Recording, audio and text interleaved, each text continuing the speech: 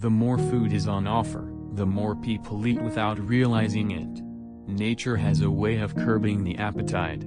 The longer the tongue deals with the same texture or flavor, the more one's appetite diminishes.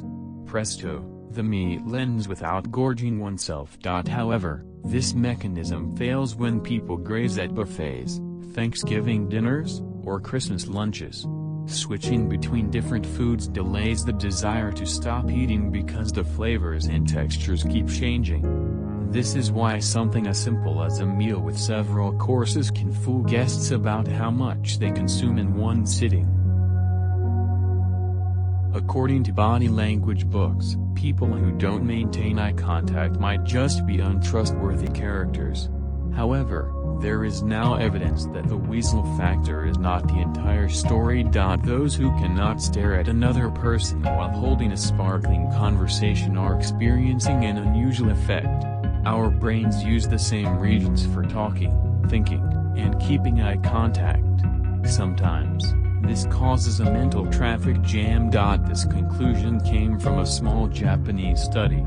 But the outcome suggested that the brain struggles with the combination of focusing on a face and thinking of words to say. The effect worsens when the conversation uses new or difficult phrases. To cope, the befuddled brain tries to single task by making the person feel that he has to avert his eyes. There are plenty of ways to stop the pain.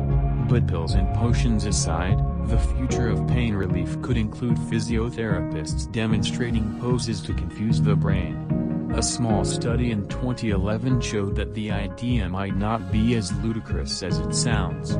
20 people agreed to be zapped by a laser. After being burned on their hands, they crossed their arms to see if this simple act could reduce the pain. The participants reported that their hands felt better and their e-caps, which measured the brain's electrical mood, said the same thing. Apparently, the noggin is used to the left hand touching the left side of the world. The same with the right hand and side. Crossing the arms places the injured hand on the wrong side and tricks the brain into a weaker pain awareness. That is the theory anyway. But for a new pain therapy still in its infancy, the scientific evidence is looking good. Turn left. Go right. Left-right confusion is surprisingly common. Sometimes, it leads to terrifying mistakes, like the pair of surgeons who once removed the wrong kidney and the patient died. Even more disturbing, when more medical professionals were tested, too many identified the incorrect eye booked for surgery.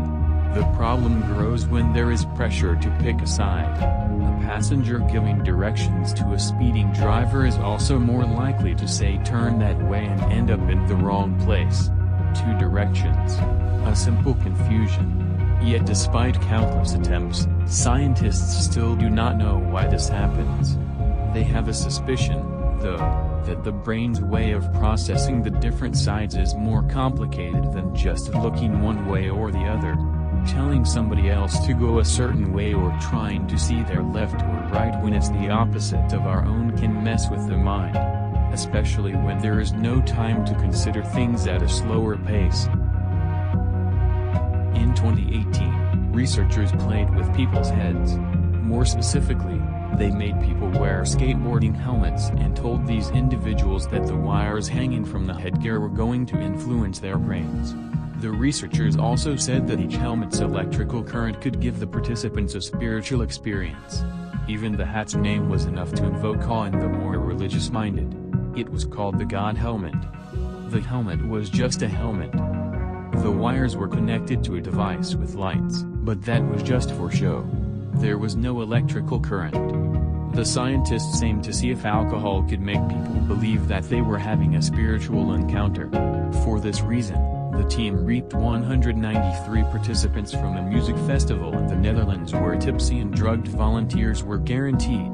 Each person wore the helmet for 15 minutes. During that time, their hearing and sight were blocked with white noise and a blindfold, respectively. In the end, drugs and alcohol did not give anyone an edge. Both sober and sozzled festival goers experienced bizarre things. Most felt some kind of space or time distortion, hallucinations, or unusual physical sensations. Some heard voices or floated out of their chairs. Interestingly, those who reacted the strongest to the placebo hat were the self-reported believers in spirituality, but not necessarily God. If anything, their faith could have made them more susceptible to suggestion than the rest.